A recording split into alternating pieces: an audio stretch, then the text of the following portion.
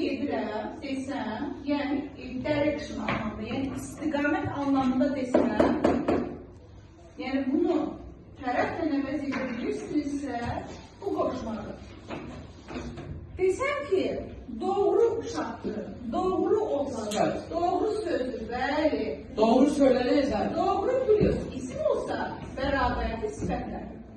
Doğru plus Doğru plus fe'l olsa bərabərdir zərfi. Zaten orada qoşmanın homonimində siz yəni qoşma kimi olan sözlərdə fikir verin. Ən çox zərfin sifətlə homonimdir. Doğru plus fe'l olsa, məsələn desəm ki, doğru danış. Baxın, doğru danış. Doğru danış. Olsa, nə olacaq bu bərabər nəyə? Zərfə. Bu da desəm ki, doğru söz. Burada nə aydın olmalı sizə? Aydındır. Aydındır. Aydındır. O cümlədən... Hocam bir dakika oldu.